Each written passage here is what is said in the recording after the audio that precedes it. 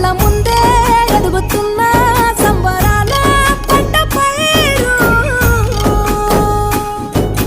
వంద గడపల మందన పల్లె గోడ గట్టని గూడున పల్లె చెరువుల తుల్లటి చల్ల షాపోలే